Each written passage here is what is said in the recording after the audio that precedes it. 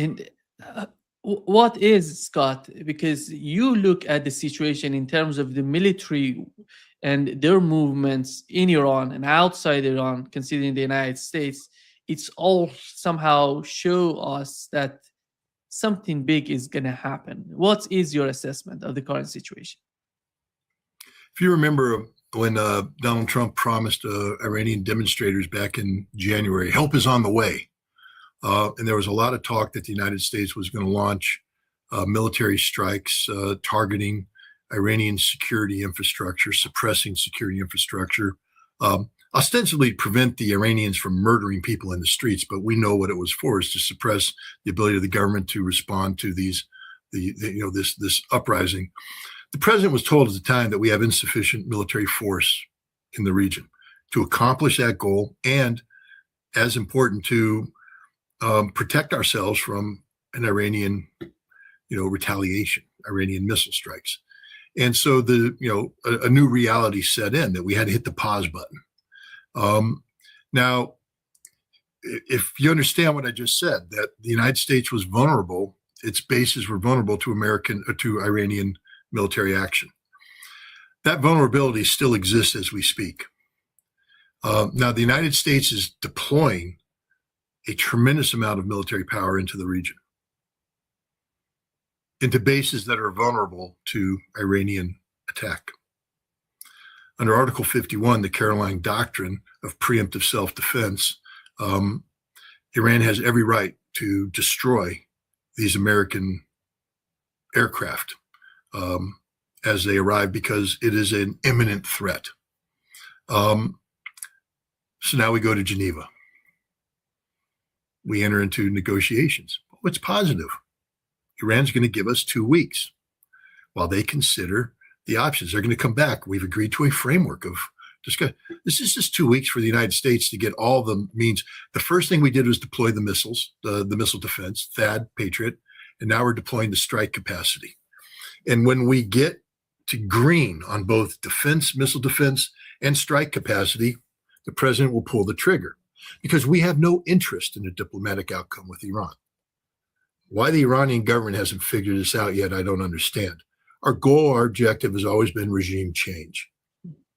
And so I just think Iran has been suckered into a round of diplomacy, and it's being distracted by this, that they are sitting down trying to work through a framework around which they can advance the negotiations.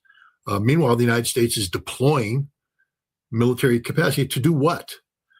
We now know that if we're going to fight Iran, the requirement is that we have to suppress Iran's ballistic missile launch capacity early on.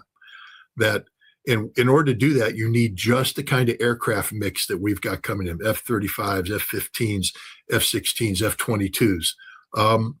And we're going to launch, the guerrilla package of all guerrilla package. The guerrilla package was the strike that went into Western Iraq at the beginning of Desert Storm to take out, the Iraqi fixed arm launchers that everybody believed was going to be used to strike Israel.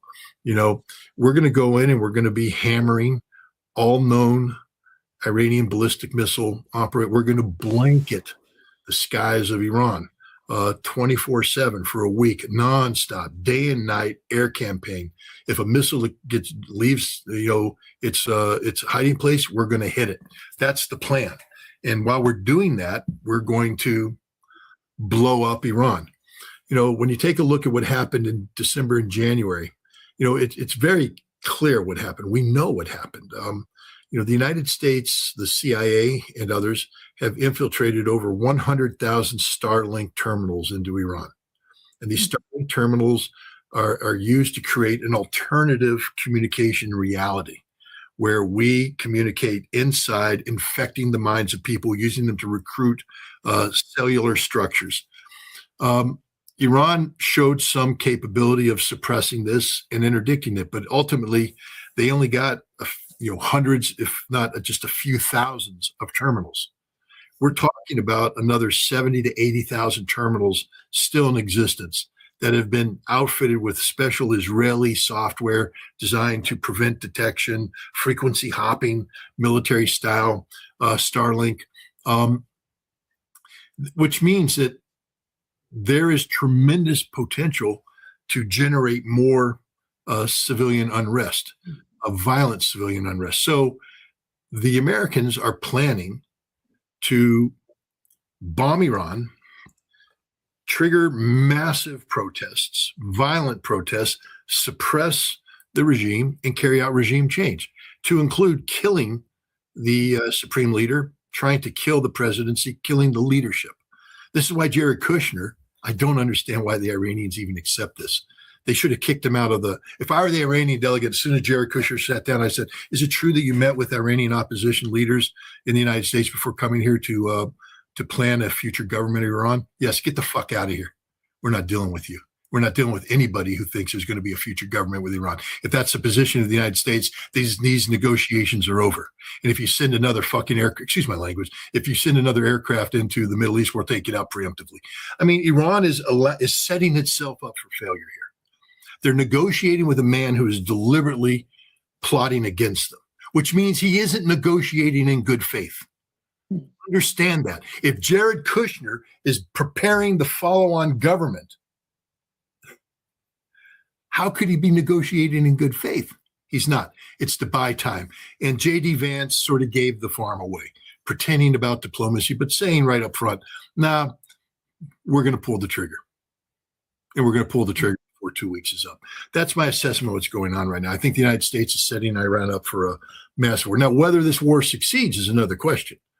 I'm not saying there's a guarantee of success. What I'm saying is that the people who were hesitant about a war set conditions, and those conditions are being met, which means it's like we experienced during the Gulf War when General Schwarzkopf didn't want to pull the trigger on the ground war too soon. So I think we had 5 criteria that had to be met in terms of suppression of the Iraqi Republican Guard, and we had a board on the wall that went red no, yellow maybe, green go, and the goal was to get them all to green. And that meant we could launch the ground war. And I remember as we were going on and it came down to battle damage assessment on how many things have been destroyed, Schwarzkopf was getting frustrated because people like me were saying, well, we ain't destroying certain things. So finally they just went, we're going to change the way we calculate. No more analysis. We're just going to do numbers. If we drop X number of bombs, we can discern a certain amount of percentage. Ding, ding, the lights change, war go. And that's how it worked. But I'm saying that's what's happening now. There's a board somewhere in the Pentagon with all the green lights of things that have to happen. And when they all turn green, the president will be told to launch. But the goal of the president isn't to find a diplomatic solution. Diplomacy, in past practice, is a determination of future action. What did we do in June? We promised the Iranians negotiations. We lulled them into a false sense of complacency, and then we bombed them. Right now, we have Iran engaged in negotiations. We had a very positive outcome. Arakchi says, oh, it's positive. We're going back and we're going to work on this framework. It's a lie. There is no framework. There is no good intent. There is no diplomatic outcome. There is a regime change plan. And diplomacy, the perfidy that we're doing with Iran is part of this plan, to lull them into a false sense of complacency, to drop their guard. And then when all the lights turn green, and they're going to turn green very soon, we're going to hit Iran hard. Scott, I really believe that this perception that if they attack Iran, they're going to make a huge chaos in Iran, it's delusional, in my opinion. Yep. That's not going to happen. It's going to have the total opposite effect on the Iranian people. They're going to, in my opinion, it's going to have some sort of unity that we haven't seen for such a long time, even more than what it has happened during the 12-day war, in my opinion. I'm not disagreeing with you, but to give you, just to throw a counter, I agree with you, but this unity will come at a cost. Because this time, again, where was the Baluch Liberation Army in January? You didn't see them running around, did you? Where was PJAK, the Kurds? Were they running around in their pickup trucks? No. Where's the Mujahideen al-Khalq? Were their cells mobilized in the streets, gunning people down? What about the cells of the monarchists? What about the Avaz Arabs? What about the Lor and the Azeri? All these groups that we've been arming over the years, they were all silent. I agree with you. I think that the Iranian people actually believe in the system that they have today. It's not perfect, but it's a system that they trust. It's a system that they're comfortable with because it's a representative democracy. I think the people doing the analysis of Iran missed that point, that the Iranian people actually do feel empowered and enfranchised by, by the way that they participate in elections in Iran. But the point is, I point to 80,000 Starlink terminals. There is a percentage of Iranians who don't believe that. There's a percentage of Iranians who want this system to change. And they are being told that this is the moment of decision, that this is it. This is it, the once in a lifetime chance to get it done. And so I think they're going to come out and I think they're going to burn Iranian cities down. And I think the Iranian people will rally and there will be blood in the streets and it will be horrible, devastating. I don't think the anti-regime people will succeed because even if you kill Ali Khamenei, and I believe we are going to kill Ali Khamenei, I think he's a dead man. I think he knows he's a dead man. He's comfortable with that. But the Assembly of Experts has already picked the next leader. And if we kill him, there will be the next leader because the supreme leader isn't a cult of personality. Supreme leader is a religious position integral to the Islamic Republic, and the Islamic Republic will fill it. The same thing with the presidency. Constitutionally, the Constitution will dictate the outcome. We don't trust the Constitution because we don't believe in the Islamic Republic. We are ignorant about this reality. And this ignorance allows us to believe that we can carry out decapitation attack and nothing will replace it. We don't respect the resilience of the Islamic Republic and the resilience of the Iranian people. So I'm not disagreeing with you, but my problem is that, yes, the Iranian people will rally, but what will be left? That's the thing. There's no doubt in my mind that we will fail in our objective of collapsing the Islamic Republic. But the consequences to the people of Iran and to the region as a whole and potentially to the globe, because, I think it's a 50-50 shot that we can suppress a lot of Iran's ballistic missile capabilities. 50-50 shot. That doesn't mean that Iran's not going to hit, but for instance, to turn Tel Aviv upside down will require a sustained barrage of missiles over time. Iran may not be able to do that. Iran may be sending one or two, missiles, a day that they can sneak out and fire. To take down Saudi Arabian oil fields will be the same thing, sustained barrage. I think Iran might have the difficulty in doing the kind of sustained barrages it needs to achieve the outcomes necessary for Iranian victory. But I do believe there will be enough to be devastating. What's going to happen is the Iranian regime will survive. Iran will be devastated. The region will be devastated. The United States will be embarrassed. And this is why. I mean, I can pretty much guarantee at the end of this conflict, everybody will say this was a war that should have been avoided, which is why it must be avoided. But in order to avoid it, we got to be honest. We can't hide behind pride. Americans can't hide behind the pride that's saying we're America, we're invincible, we'll be able to protect our power without question. We're going to suffer losses. There's no doubt about that. We're going to suffer losses, and we're not going to achieve the outcome we want. And it makes us look weak. Iran is going to be devastated as a society and as a nation. It's going to lead to, horrible consequences economically global at a time when the global economy is already in a transition and teetering to knock down one of the critical pillars of energy security. Some people will say the critical pillar of energy security. In Europe, Europe will just be flushed down the toilet of life once again as they make themselves irrelevant.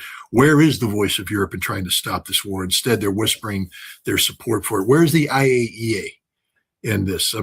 Because this isn't just about Iran and regional. This is about the future of the Nuclear Nonproliferation Treaty.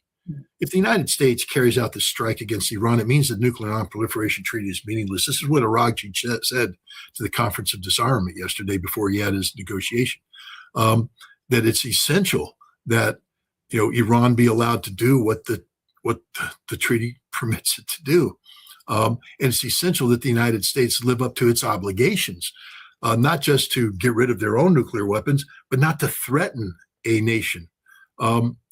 So basically, an attack against Iran is going to be upsetting the entire world order. It's going to have ramifications that go beyond simply Iran in the region. It'll be global ramifications, which is why this war needs to be stopped. But my concern is that there's no voice that's being listened to by the Trump administration, shouting out, "Don't do this." I'm really disappointed in the millennial generation of the United States. American millennials, where are they? They're silent in the face of the death of disarmament. They're silent in the face of this war of aggression that's getting ready to be waged against Iran. They're ignorant of the consequences. They're just so totally disengaged from life. And what we can get into the reasons for that if you want. They don't know what it means to be an American. They don't know what the Constitution is. They don't understand the importance of what is it, Federalist 10 and Federalist 51. The danger of factions and the danger of tyranny. They don't understand the debates that happened at the birth of this nation that made this constitutional republic viable. And so the things that we warned about, the things that we were designed to prevent from happening, they have become factionalized, and they have become disengaged from holding to account an out of control executive, so that we have veered into the realm of dictatorship and tyranny. And they're silent. I mean, it's shocking. Anyways, I've sort of gone all over the place on this one. Do you see the fighter jets over the Iranian airspace fighting with Iranian jets? What Iran has? Do you see that sort of fight happening in Iran?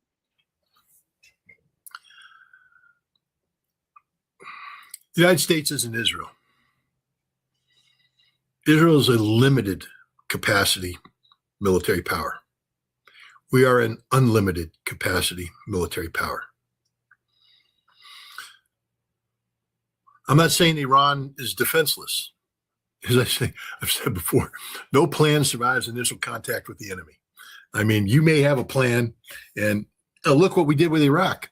We went in thinking just my understanding, as what I've learned from Ted Postal, for example, is that these fighter jets are so much vulnerable against, when it comes to the air defense systems. That's why they're so, I don't know how. But Ted Postal has to understand, and I'm sure he does, I love Ted Postal, that we know this too. Mm-hmm. I'm a guy that used to prepare for war. All right? I prepare for war by studying my enemy. And I study my enemy's strengths. And I try to find their weaknesses, and I try to develop tactics to go in.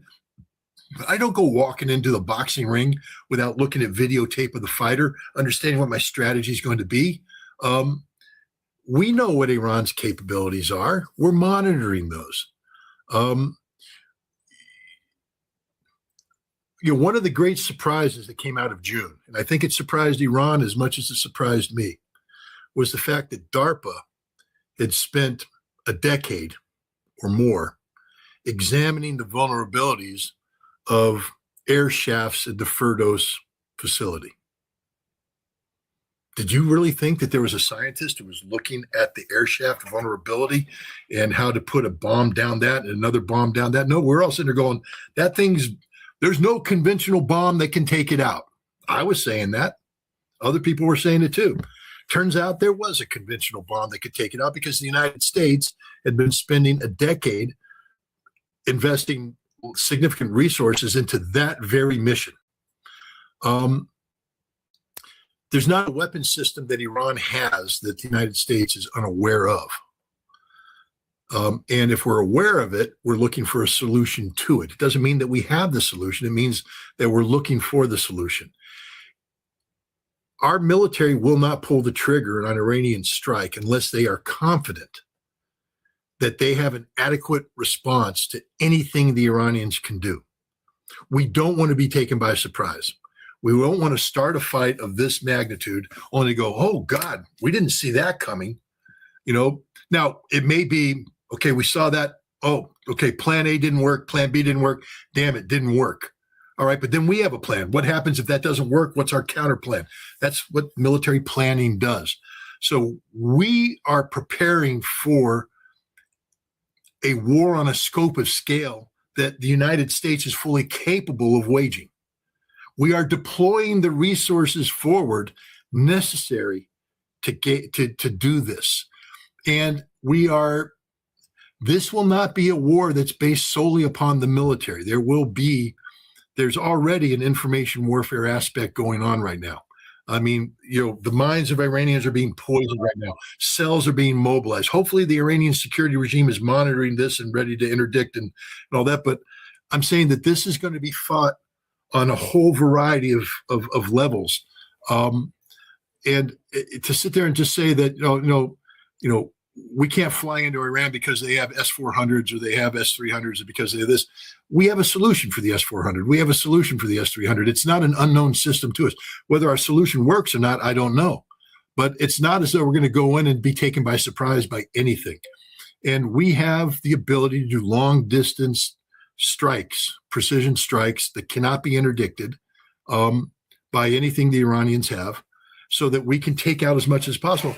And I was also disturbed by something that came out in January. Drones. The opposition was firing drones against Iranian targets, local drones. Is there another drone network we don't know about? Is there another capability we don't know about? I only bring this up because knowing military planners and knowing the hesitancy they've shown in the past about launching an attack against Iran, there has to be a reason why they're willing to go this time. And the reason is that they have been told that we have solutions to the problems that exist. Again, whether those solutions work, whether we've properly identified the problems, but I don't think this time, I don't think we can. If there was a reason for people to say no to this war from an outcome standpoint, they'd be saying it.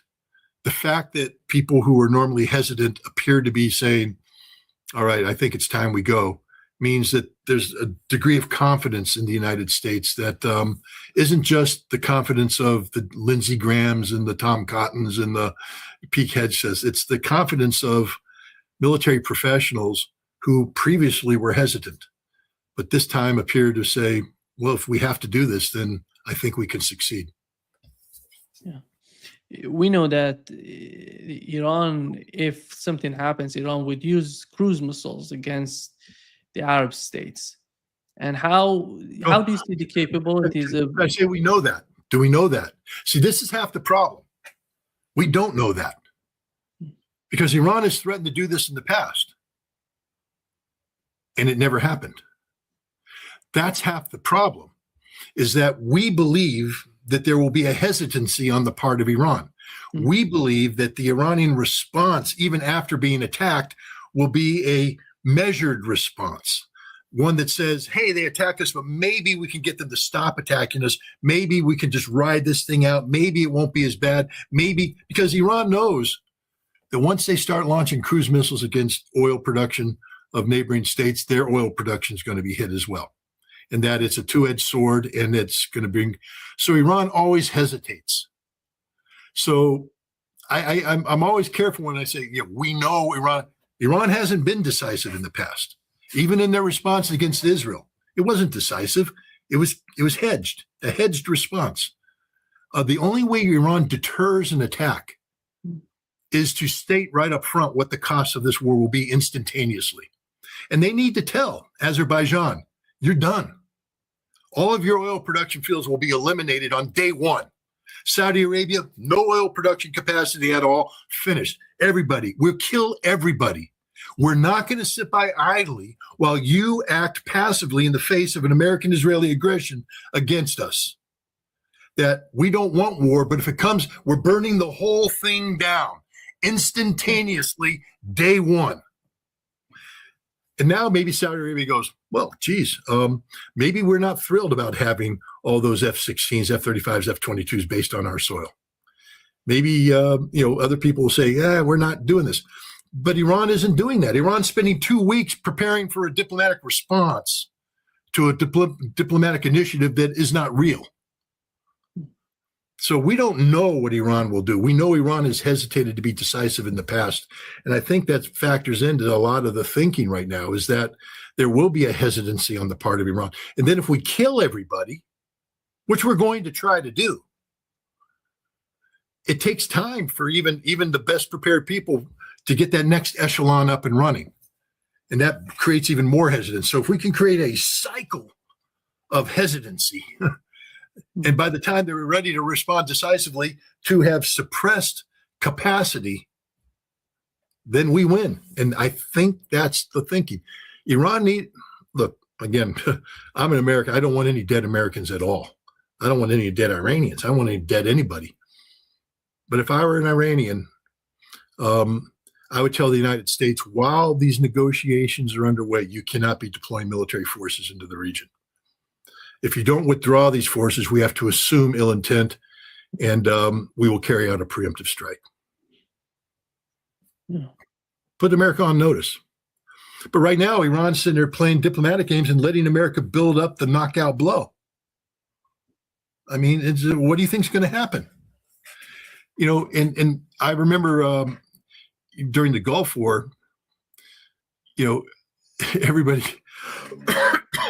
was looking at deployment of American military forces, and I was part of it. I was, doing Marine Corps planning, but I remember a conversation that was held because I was on a planning cell working for the Commandant of the Marine Corps, coming up with amphibious warfare options for the Marines, and one of the questions we were asking ourselves is this planning theoretical or practical? Because allocation of resources, are we doing hypothetical pie in the sky stuff, or are we doing real world stuff where we have to really look at resource management, sustainability factors, logistics, the whole thing? And around October of 1990, there's something called the tip fiddle. And the tip fiddle is the troop phase logistics something. It's about the flow of troops. And once we engage the tip fiddle to a certain thing, once you get things flowing, because remember, it's not just aircraft, it's fuel, it's munitions, it's sustainability factors. And it has to be sustainability factors, massive quantities, and you have to get it flowing in. Once you pass a certain line, you're going to war. And in October, we were told we're going to war. And this was at a time when the United States was still playing diplomatic games, telling the Iraqis we're not. But the decision was, no, we've passed that line. The mass of movement is such that we can't replicate it again, meaning it's either use it or lose it, because once it comes back, we're not going to do this again. I think we're very close to that moment with the United States. If we continue to flow this material forward, we will hit a point where the military is going to tell the president, we're committed. We're committed to this outcome. You can change it by a day or two here diplomatically, but we are committed to waging a war. And in October of 1990, it was inevitable there was going to be military action against Iraq in mid-January. There was nothing going to change that. And so I guess what I'm saying to the Iranian government is, if you just sit back and passively fall into this diplomatic trap, the United States is going to surpass that moment, and there will be nothing you can do to change the outcome, except a preemptive strike, which you're not going to do because Iran always hesitates at the moment of decision. How do you see the United States putting a lot of weapons in Jordan instead of putting them in Saudi Arabia or Qatar? Is that because of the distance? And because if something happens, Iran has to, it seems, in my opinion, Iran would hit Israel in the initial hours. Whatever they're doing, they're starting with the targets in the region, then Israel going to be the next target, next immediate target for Iranians. How do you see, because if Iran start attacking Jordan, they're going to lose some sort of the leverage to attack Israel. And well, I mean, only if you haven't planned for that eventuality. Again, the Iranians are professionals. I mean, the Iranians have to know that the force structure, because the Iranians are wargaming just like we wargame. And they're looking at squadrons coming in. So they're parking it and they're saying doctrinally, what kind of strike package can the United States project? How are they going to do it? Standoff attacks, precision guided attacks, air dominance, what they, because ideally for the United States is that we will project air superiority, leaning towards supremacy over Iranian airspace so that we can have combat patrols all the time, suppressing ballistic missiles as they pop up. What we don't want is standoff, creating a gray zone where the Iranians can, have, periodic, windows of opportunity or windows of operational capability. So what does that require? It requires us to have bases where we can stockpile fuel, munitions, aircraft, maintenance, and we're going to be cycling these aircraft in. We're going to be sorting out, coming back, landing, sorting out, coming. It'll be a constant flow of airplanes. And so, the Iranians have to say, where are these aircraft going to be based? Jordan is logical. Two things. One, a lot of these airplanes are going to be used to create a buffer to defend against Iranian drone, cruise missile, and missile attack against Israel. It's part of the defense in depth that we've been using. Two, it's the logical strike path. I mean, look at Israel. You come in, they were coming in through Syria, then going into Iraq. But here the Jordanian government is basically allowed a straight shot, straight through Jordan to, through Western Iraq to Baghdad. And that's the launch site. We know that from the Israeli missiles. That's the launch site for a lot of your standoff weaponry. We're going to be coming in with cruise missiles, Tomahawks. Israel didn't use Tomahawks. We're going to be coming in with hundreds, if not thousands, of Tomahawk missiles. And then you're going to see us projecting our power in. But in order to project air power into Iran, we're going to have, again, in order to project air power into Iraq during Desert Storm, we had to have KC-135 aerial refuelers up there. And the planes would come in, get topped off, go in, come back, get topped off, and land. Those need combat air patrol protection to protect them from any Iranian stuff. So all of this requires a certain element of American military power. The Iranians have to be looking at that, thinking about, how we're going to use our power. And therefore, do they just sit there and go, forget Jordan, we're going to pass over Jordan and hit only Israel? Or do they recognize that there needs to be a suppression? So I think you're looking at a military campaign from the Iranian perspective that includes suppression of any base where American military power is sourced. And right now, Jordan seems to be the primary base. And so, again, if I were the Iranians, I would put the Jordanian government on notice that regime change cuts two ways, that the Hashemite kingdom will not exist when this conflict is over. I would just make that a statement of fact. Because, there has to be consequences to actions. I would also tell the House of Saud, regime change in Iran means the House of Saud is not going to exist. I would tell, you have to play this game. This is an existential war. Iran wants to live in peace, but how can you live in peace with neighbors who are passive or facilitate this upcoming American Israeli aggression?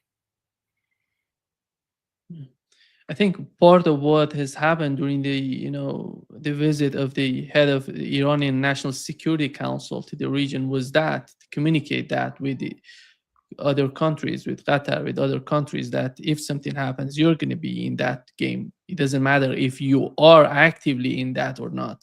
You're going to be the target. I think they have sent the message to the Arab states in the Persian Gulf. I don't know if the Arab states have to send a message to Jordan. I mean, the Saudi Arabians have to go to Jordan and say, what you're doing is an existential threat to us, and we won't tolerate it. There can be no American aircraft allowed on your bases.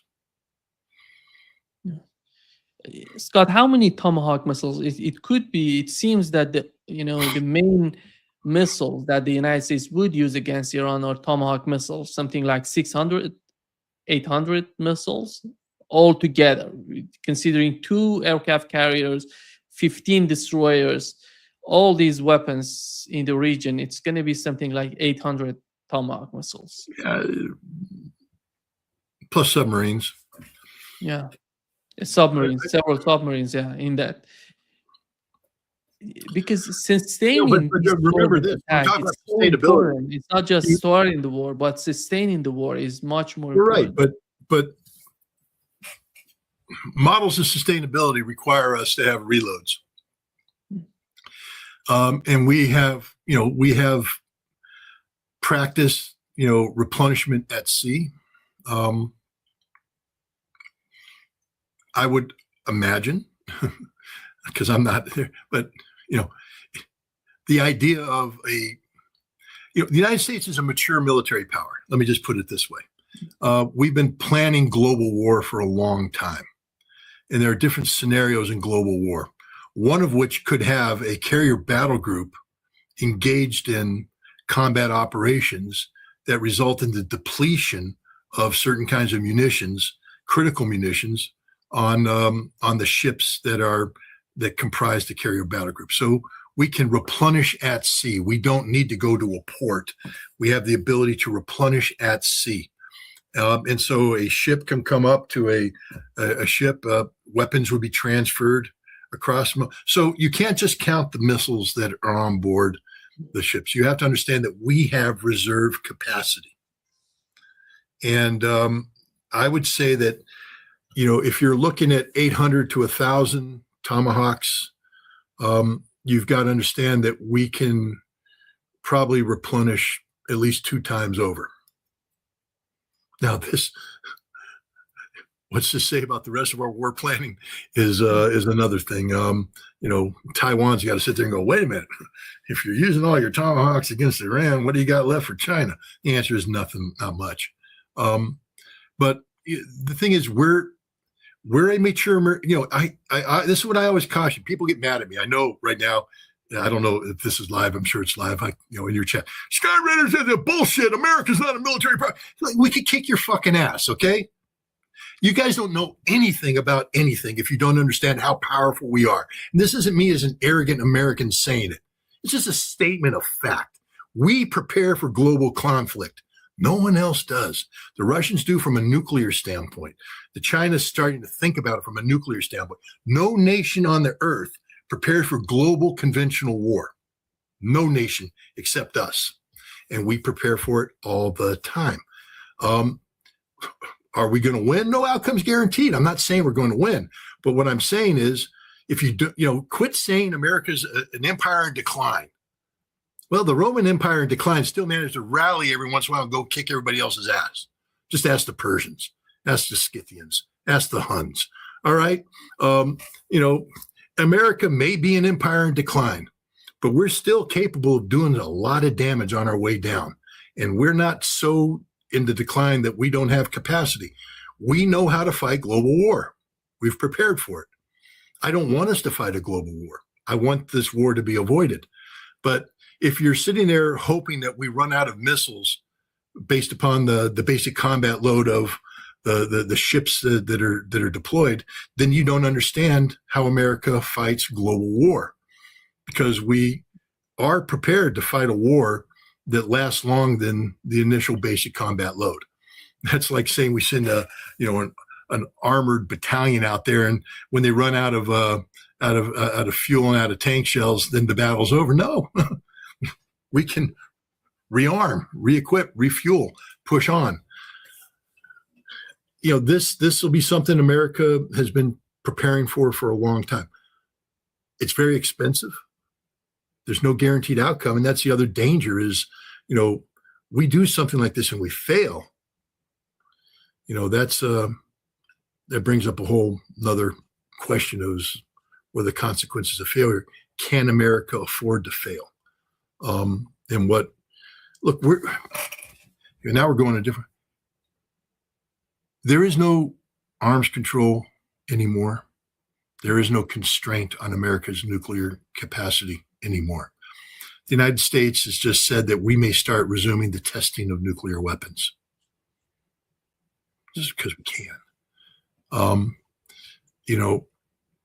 We're getting ready to upload warheads onto our Minuteman III, onto our Trident submarines to reverse the trajectory that had been in place since the START Treaty was signed in 1991, to lower the number of strategic nuclear warheads from around 30,000 to 1,550 today.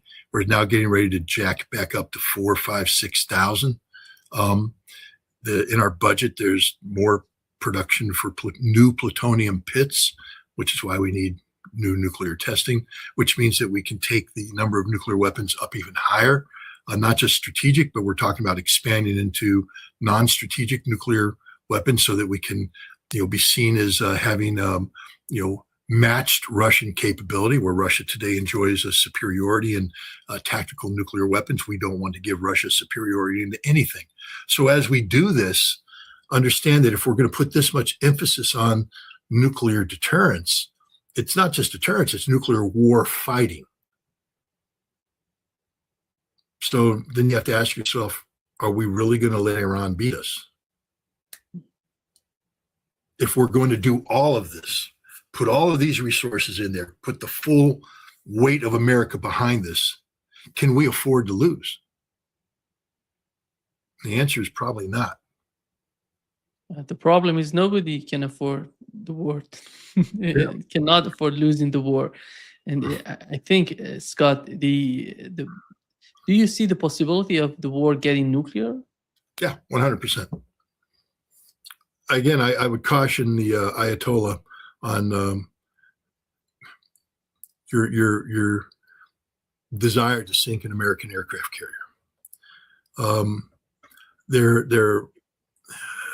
I might mispronounce his name, Stavridis, former NATO Supreme Commander, U.S. Navy Admiral. He wrote a book, a novel, about a potential war with China, and in which in the South China Sea, there was an engagement where the Chinese sunk an American aircraft carrier, destroyed an American carrier battle group using their ballistic missile capabilities.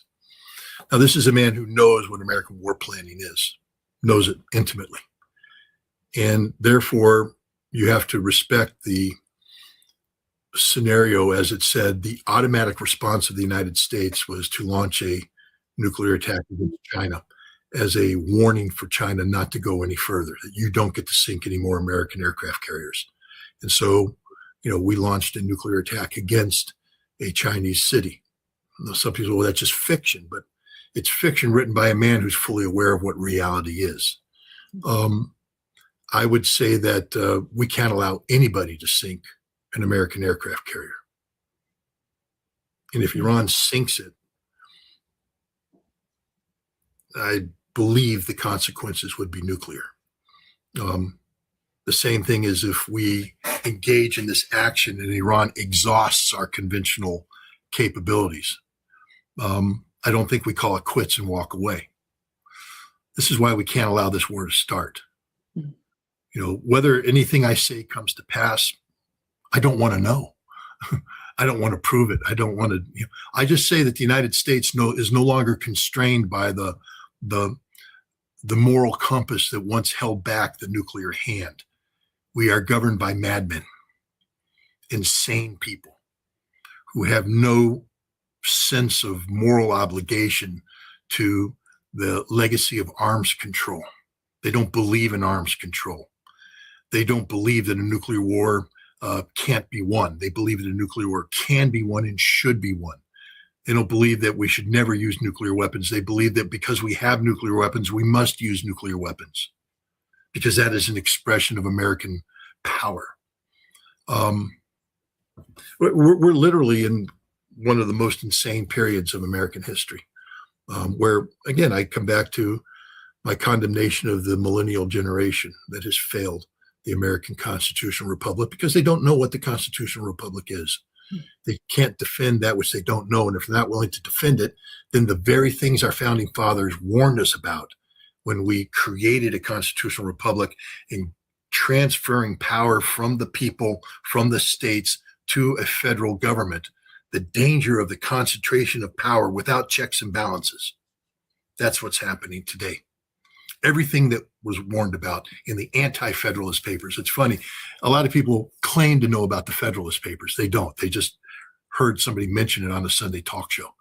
But do they know that there were anti-federalist papers published as well that warned about, and that because of the anti-federalist papers, we got the Bill of Rights, which was a concession from the Federalists to give people, give states, give people their basic rights. Because Hamilton didn't want any rights. He wanted total power.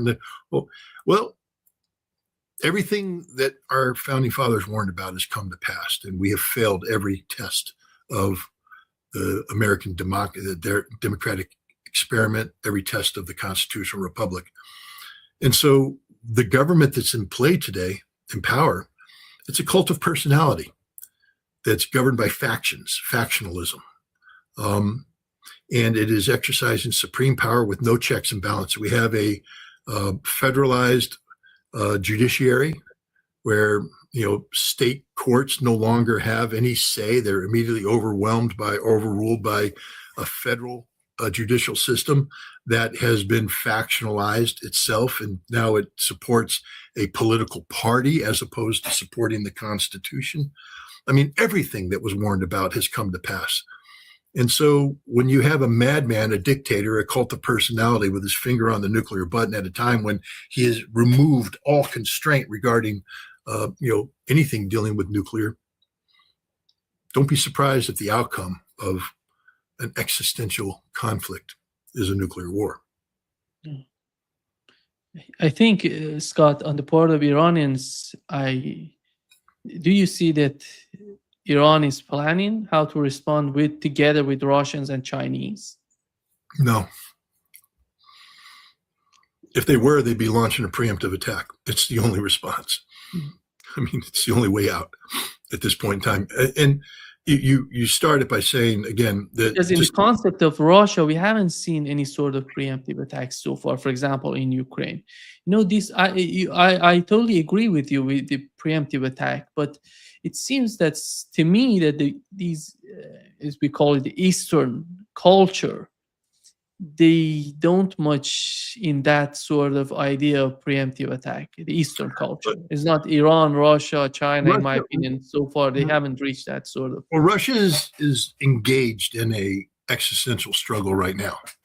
We tend to forget that point, that Russia is knee deep, neck deep in an existential struggle of survival against the West in Ukraine. It's a war they can't afford to lose.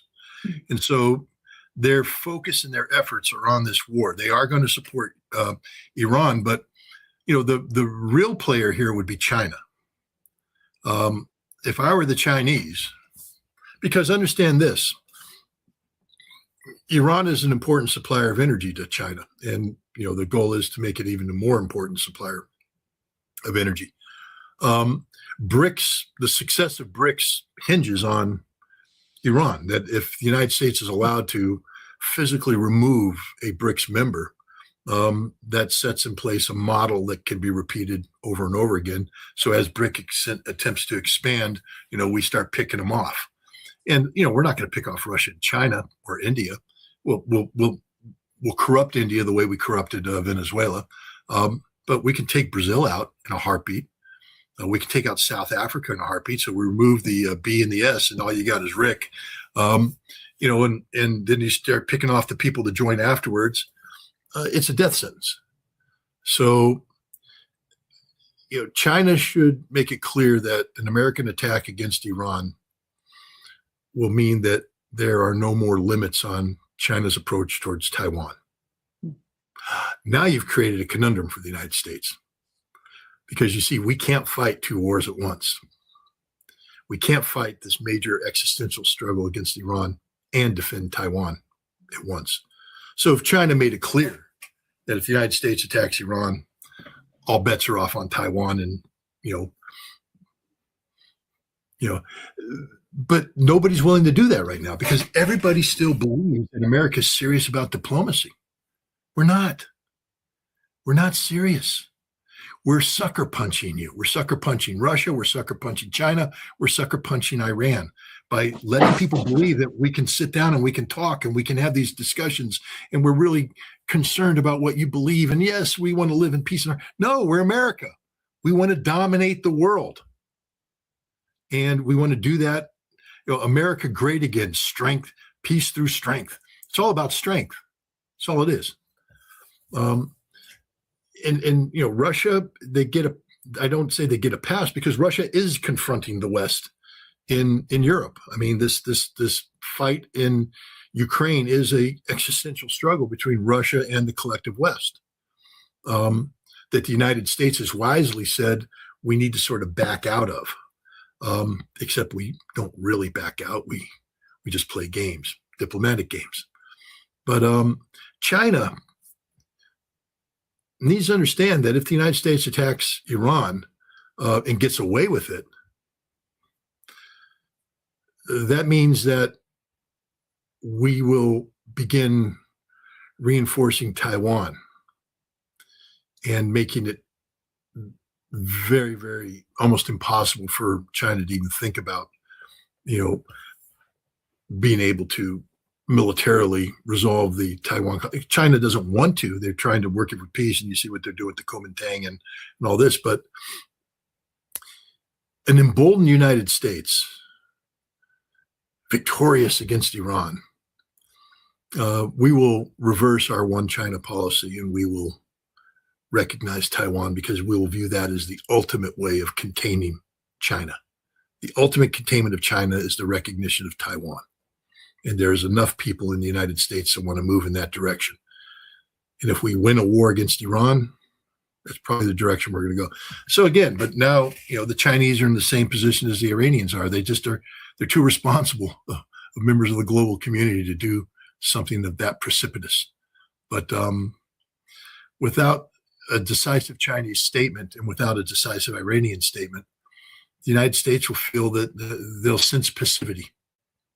And that means weakness, and they'll strike. The only country that is happy if something happens between Iran and the United States is Israel, and they're pushing so hard. They want it.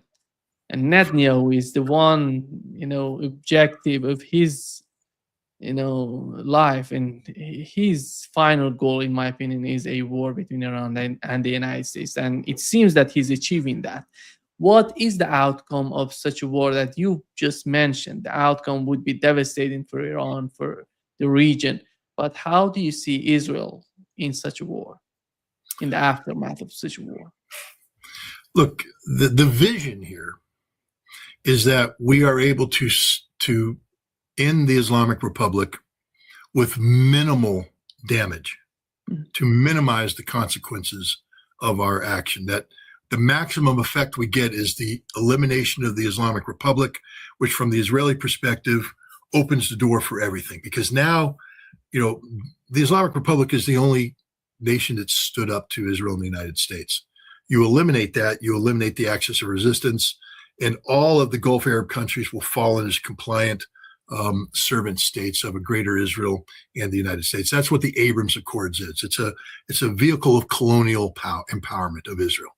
And so the vision is Israel will take some damage, but their number one nemesis will be eliminated, and the rewards will far outweigh the damage done. That the Abrams Accords will become reality. Israel will be anointed as the economic lord of the region. All Arab nations will now be, subservient to Israel, and the United States will sit back as the overlord and lord over that. So I think that's their vision.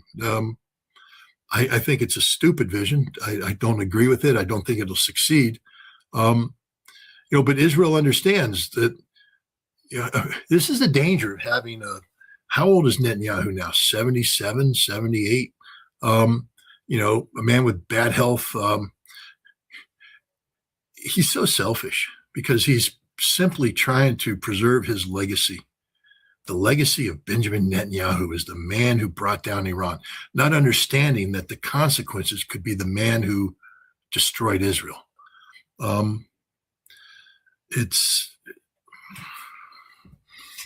Israel is one of the most dangerous countries in the world, if not the most dangerous country in the world, because of its unconstrained ability to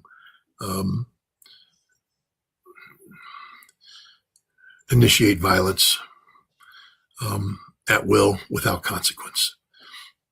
I'd like to see at least Iran make Israel pay some serious consequences for the violence this time. They had an opportunity in June. They missed that opportunity. They hurt Israel, but not enough. Yeah. I'll leave it at that, or else your YouTube channel will get shut down.